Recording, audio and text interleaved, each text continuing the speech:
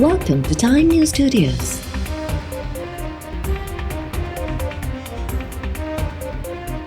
You are watching 9 PM Bulletin. कंहिं बि पाकिस्तान जे एटमी programme ख़िलाफ़ मुहिम जोई जी कोशिश कई त उन जा अहिड़ा ख़तरनाक नतीजा निकिरंदा जो शायदि दुनिया बर्दाश्त न करे सघे। DG ISPR जो परॾेही न्यूज़ चैनल खे इंटरव्यू लेफ्टिनेंट जनरल अहमद शरीफ़ चौधरी चयो त पाकिस्तान जी जोहरी सलाहियत कमज़ोर न आहे। केर बि पाकिस्तान जे जोहरी प्रोग्राम खे निशानो बणाइण जी जुरत नथो करे सघे। इहो पाकिस्तान जे दिफ़ाई सलाहियतुनि ऐं हाणोकी इलाक़ाई तवाज़ुन ते एतमाद जी अकासी आहे। भारत जी आलमी दहशतगर्दी जो मास्टरमाइंड अजित दोवल आहे। भारत पाकिस्तान ख़िलाफ़ दहशतगर्दी खे पॉलिसी तौरु इख़्तियार कयो आहे। भारत पाकिस्तान में दहशतगर्द कार्रवाइनि जी पुठ भराई ऐं माली मदद करे रहियो आहे। DG ISPR चयो त इस्लाम में जिहाद जो इख़्तियार रुगो रियासत वटि आहे। फितनल ख़वारिज जो इस्लाम पाकिस्तान या पाकिस्तानी रिवायतुनि सां को बि वास्तो न आहे। फितनतुल हिंदुस्तान ख़ासि करे बलूचिस्तान में मुल्क खे ग़ैर मुस्तहकम करण विरुद्धल आहिनि। पाकिस्तान में टैक्स बेस रुगो अदद तौरु वधियो आहे। रुगो टैक्स जी फ़हरिस्त वधाइण बदिरां पॉलिसी खे बहितर बणायो वञे। एशियाई तरक़ियाती बैंक पारां पाकिस्तान जे टैक्स निज़ाम बाबति रिपोर्ट पधरी।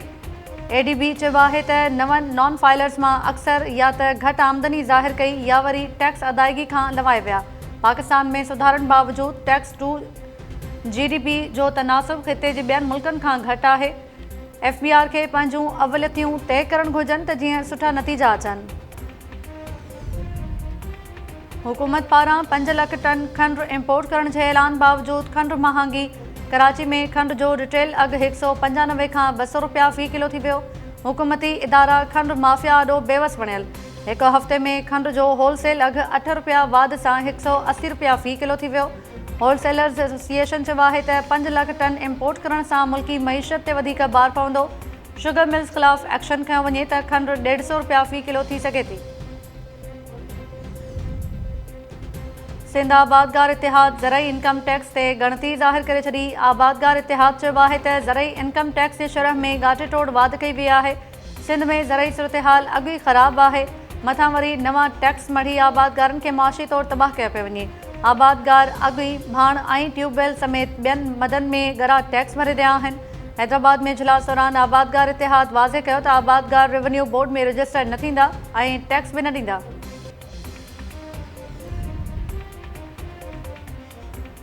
हुकूमत माहवार फ्यूल एडजस्टमेंट तहत बिजली सस्ती करे छॾी। कराची लाइ बिजली जे अघनि में 4 रुपया 3 पैसा फ़ी यूनिट लाथ।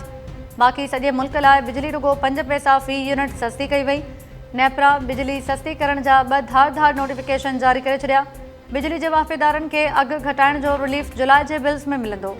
के इलेक्ट्रिक लाइ बिजली अप्रैल 2025 जे माहवार फ्यूल एडजस्टमेंट में सस्ती कई वई। बाक़ी सॼे मुल्क लाइ मई 2025 जे फ्यूल एडजस्टमेंट तहत बिजली जा अघु घटाया विया। तहरीक में हिसो वठणु PTI बानी जे पुटनि जो हक़ आहे। इन जो को बि जवाज़ न आहे त PTI बानी जा पुट तहरीक जो हिसो नथा थी सघनि। असां साणनि गॾु आहियूं। PTI अॻवान सलमान अकरम राजा जी मीडिया सां ॻाल्हि ॿोल। ममलिकती वज़ीर तलाल चौधरी चयो आहे त PTI बानी जा ॿार अची ॾिसनि त संदन वालिद मुल्क सां कहिड़ी रांदि खेॾी आहे। हू पाकिस्तान अची कानून जे दायरे में सियासत करे सघनि था। खेनि सिक्योरिटी मुहैया कंदासीं। लाक़ानूनियत या बग़ावत थी त 26 नवंबर खां वधीक मुज़ाहिमत कई वेंदी। अली अमीन गंडापुर खां पुछियो वञे त PTI बानी NRO घुरी रहियो आहे या न। PTI बानी पारां ॻाल्हियुनि खां इनकार बावजूदि परवेज़ इलाही पार्टी लाइ मुफ़ाहिमत जो दग बहितर करार ॾेई छॾियो। लाहौर में सहाफ़ी PTI सदर खां सवाल पुछियो त PTI लाइ ॻाल्हियुनि जो दग बहितर आहे या एहतजाज। परवेज़ इलाही जवाब में चयो त पहिरीं मुज़ाहिमत थींदी आहे, पोइ मुफ़ाहिमत थींदी आहे ऐं बहितर बि मुफ़ाहिमत ई हूंदी आहे। ॻाल्हियुनि सां सुठी सूरतहाल निकिरंदी आहे। उन करे बहितरी जी उमेद रखणु घुरिजे। PTI क़यादत ॻाल्हियुनि जो ख़त बि लिखियो आहे पर अॻु भराई नाहे थी। ॾिसूं त अॻिते छा थो थिए। चीफ जस्टिस याहिया आफ़रीदी चयो आहे त 4 महीननि अंदरि 9 मई जा केस मोकिलाइण जो हुकुमनि ते नाइंसाफ़ी न थियणु घुरिजे। हिकु ॾींहुं हिकु ई केस दहशतगर्दी टोड़ अदालत में हलंदो। इहो नथो थी सघे त समूरनि केसिस जी हिकु ई ॾींहुं मुख़्तलिफ़ अदालतुनि में ॿुधणी थिए। फवाद चौधरी वकील फैसल चौधरी सां गॾु चीफ जस्टिस याहिया आफ़रीदी जी अदालत आरो पेश थियो। फवाद चौधरी चयो त अदालती हुकुमनि बावजूदि असांजो केस ॿुधणी लाइ मुक़ररु न थियो आहे। लार्जर बेंच दस्तियाब हुई त केस मुक़ररु थियणु घुरिजे हा। सुप्रीम कोर्ट जे हुकुमनि बाद 9 मई जा केस रोज़ानो हली रहिया आहिनि। चीफ जस्टिस याहिया अफरीदी चयो त केस जी ॿुधणी जे हवाले सां रजिस्ट्रार ऑफिस तरफ़ां अव्हांखे इतला ॾिनो वेंदो। शिकारपुर में शर बडाणी ऐं जतोई धुरनि में पुराणी तकरार तां ज़मानत ते आज़ाद थियल नौजवान क़तल, हिकु ज़ख़्मी। गौसबख्श शहर डिस्ट्रिक्ट जेल मां निकितो त गेट वटि मथसि फायरिंग कई वई। जेल पुलिस जे मौजूद हुजण बावजूद हथियारबंद फरार थियण में कामयाब। पुलिस चवणु आहे त वाक़ियो शर बडाणी ऐं जतोई बिरादरी जी ॿिनि धुरनि में पुराणी तकरार तां पेश आयो। कंदकोट जे कचे वारे इलाइक़े में रहवासियुनि गैस ऐं तेल जा 20 खां वधीक खूह बंदि करे छॾिया। ॻोठाणनि जो चवणु आहे त इलाइक़े में 40 गैस ऐं तेल जा खूह आहिनि, पर का बि सहूलियत न आहे। कंपनी इंतिज़ामिया चौकीदार बि नथी रखे। क़ौमी असासनि जी असां पाण हिफ़ाज़त कयूं था। रस्तो ठाहे ॾिनो वञे, मुश्किलातुनि खे मुंहुं ॾेई रहिया आहियूं। जेसि ताईं रस्तो न ठहंदो, गैस ऐं तेल जा खूह हलणु न ॾींदासीं। गैस कंपनी जे अमलदारनि पहुची इलाइक़े वासियुनि सां ॻाल्हियूं कयूं। रस्तो ठाहे ॾियण जी ज़मानत न ॾियण ते ॻोठाणनि जो खूह खोलण खां इनकार।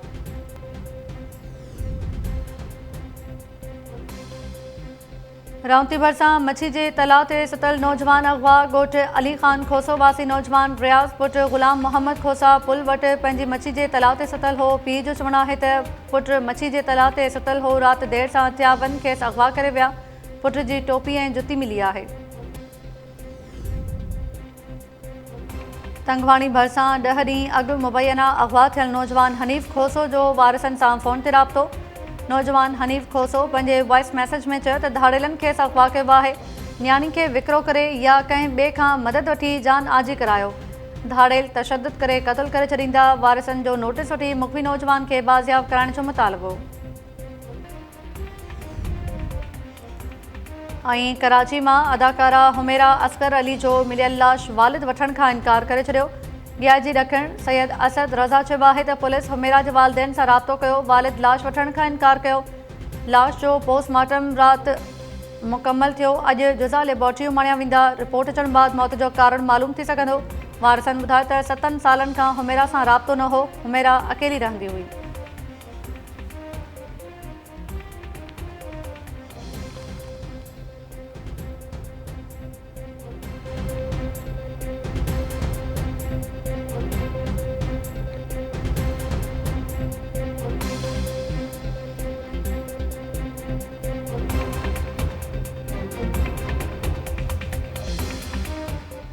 अस्सलाम वालेकुम नाज़रीन, टाइम न्यूज़ सां गॾु आऊं आहियां ताहिरा वज़ीर। हेडलाइंस सां ॾिठियूं तफ़सीली ख़बरूं शॉर्ट ब्रेक खां पोइ।